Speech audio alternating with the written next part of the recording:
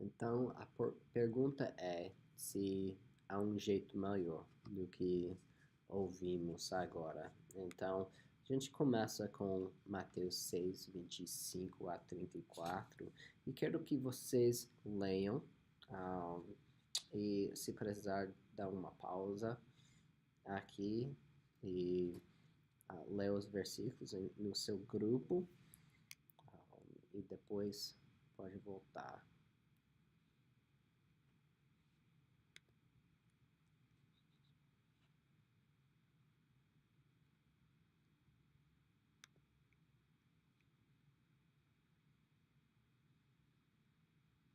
A gente vê no final aqui, versículo 33, busquem, pois, em primeiro lugar o reino de Deus e a sua justiça, e todas essas coisas lhes serão acrescentadas. Então, primeiramente, busque o reino, sua vontade por decreto. Segundo, a gente vê sua justiça, que obedece à vontade e desejo, escolha fazer a vontade de Deus. E terceira coisa, todas essas coisas. Você pode ver que vai descobrir a vontade de direção. E Deus vai te mostrar. Deus nos guia. Será que Deus nos guia? Tem a pergunta aqui, mas Deus não nos guia nas escolhas que fazemos a cada dia? E Kevin DeYoung responde: eu creio que Deus nos guia nas decisões que tomamos, mas note a palavra-chave aqui: Deus nos guia nas decisões que tomamos. Eu não disse Deus não espere que descubramos seus planos para nossas vidas. A diferença entre as duas sentenças, as duas frases, é grande. E você diz, mas sobre o Espírito Santo guiando Paulo no livro de Atos, que a gente vê que tinha exemplos de visões, os anjos, vozes, mas a gente vê que estes meios extraordinários de orientação nunca foram procurados. Tipo, e Paulo esperou uma visão do Senhor por 2 anos. Não. Geralmente os apóstolos se basearam na sabedoria e bom senso. Às vezes aconteceu. E Deus pode usar meios extraordinários, mas eles são, por definição, fora do comum e não devem ser procurados. Claro, ele deve sempre ser testado pelas Escrituras, mas eu creio que Deus pode ainda dar visões. O ponto é que estes meios extraordinários no Novo Testamento são apenas isso, extraordinários. E pode ser que Deus fala contigo. Eu tinha uma visão, um sonho outra noite que tinha cobra. Aí não era para ficar perto da cobra. Isso, claro que é verdade. É brincadeira. Mas pode ser que Deus usa isso, mas não espera isso. E não é comum. Não seria, ou seria comum passar a vida inteira e não ter uma visão assim de Deus. Mas depois a gente volta a falar um pouco sobre isso. Mas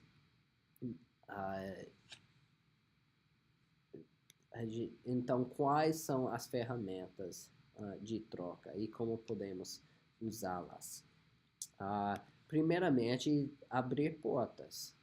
A gente ouve, talvez você ouça isso muitas vezes, e abrir portas deve ser visto como oportunidades para fazer aquilo que já sabemos que é bom.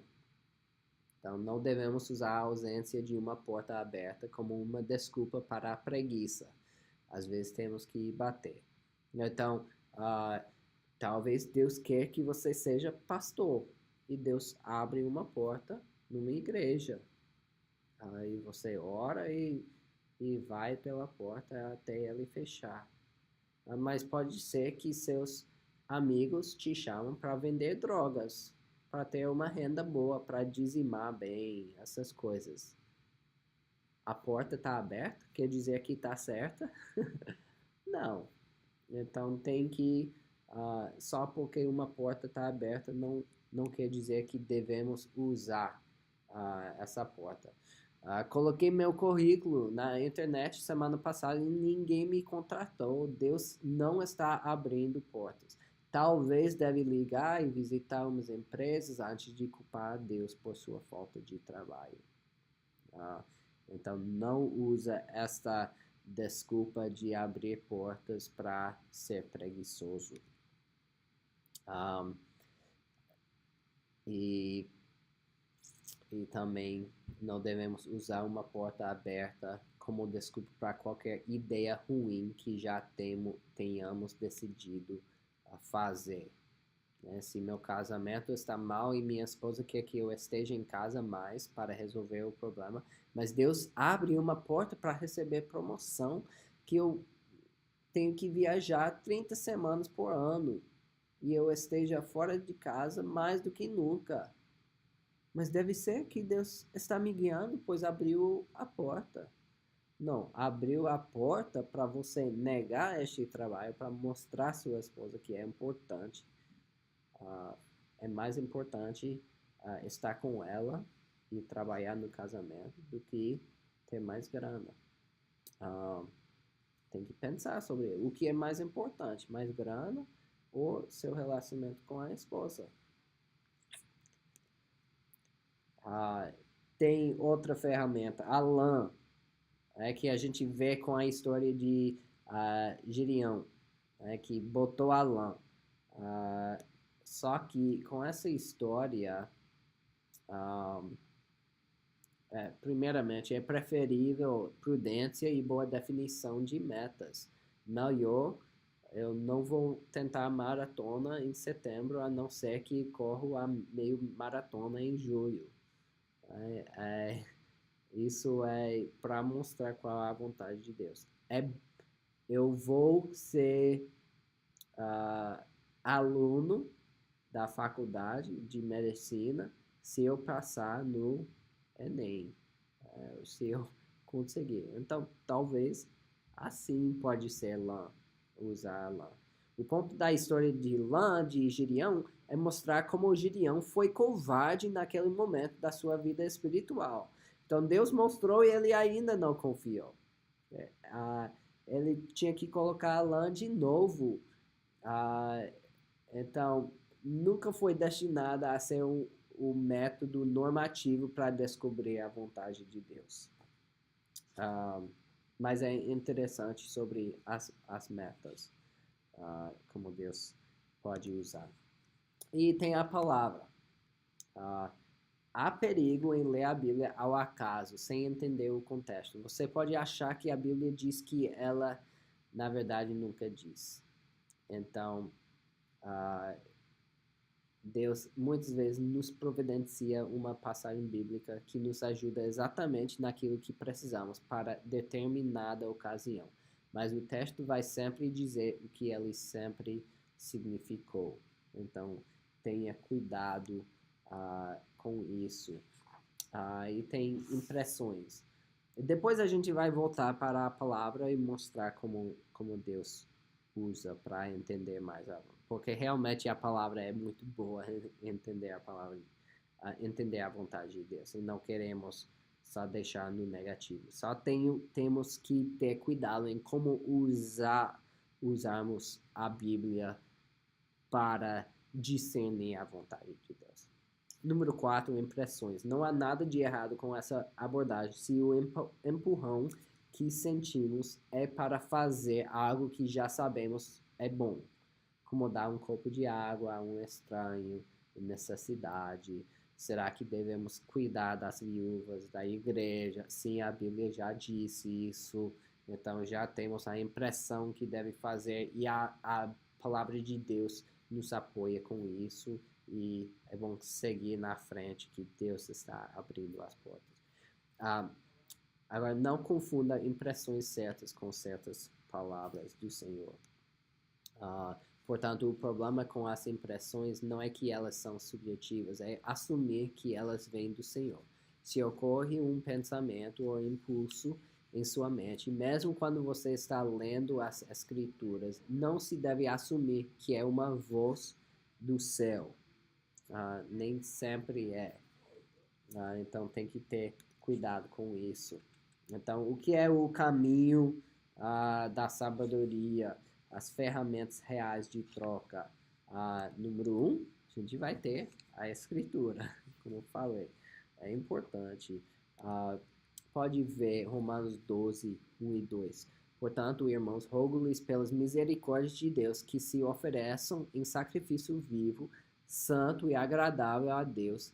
Este é o culto racional de vocês. Não se amoldem ao padrão deste mundo, mas transformem-se pela renovação da sua mente, para que sejam capazes de experimentar e comprovar a boa, agradável e perfeita vontade de Deus. Se quiser saber a vontade de Deus, segue essa escritura.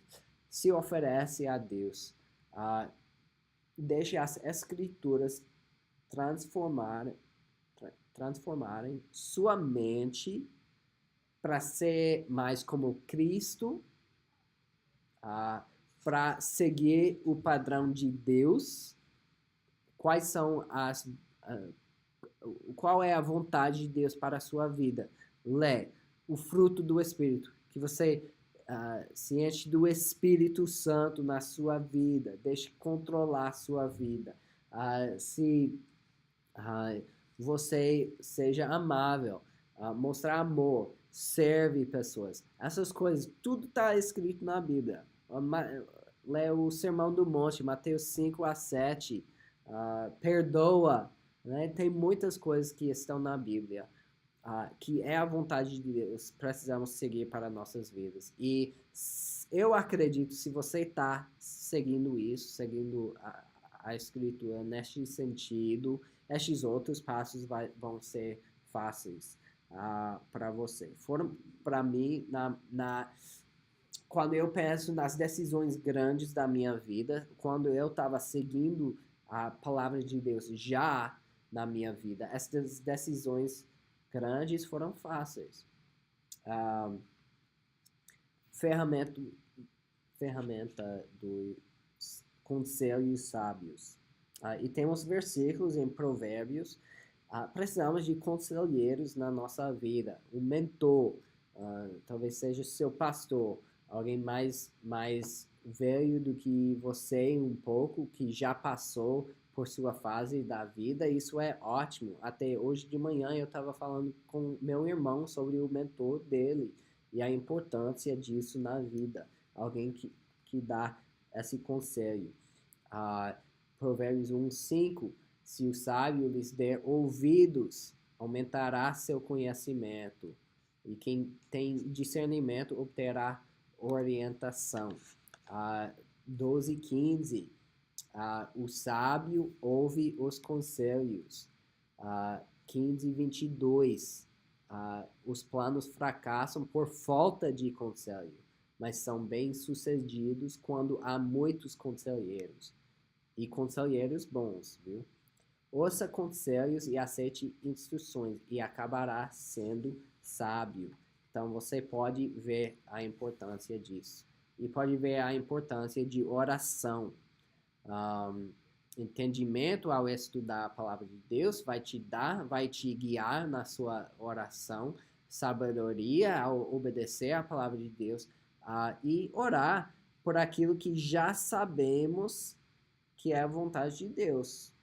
Então, talvez com sua faculdade, os motivos. Você vai para lá porque você quer ganhar muita grana e ser rico e quer um Porsche, Lamborghini na sua vida, um carro bom ou uma casa boa, e isso é seu motivo. Ou seu motivo é para glorificar a Deus. Então, isso mais importante. E sua atitude, será que você está confiando em Deus, obedecendo a Deus? sendo humilde, precisa de humildade e ensinamento, e que o evangelho será espalhado. Como é que você vai fazer discípulos naquilo que você está fazendo? Será que vai ajudar ou não? E em resumo, a gente vê e lembra Mateus 6, 33 e 34, né, que não precisamos preocupar sobre o amanhã. Precisamos buscar em primeiro lugar o reino de Deus e a sua justiça. E todas essas coisas serão acrescentadas. Então, procurar promover vontade do decreto de Deus, seguir a vontade do desejo de Deus e descobrir a vontade da direção de Deus. Deus te abençoe.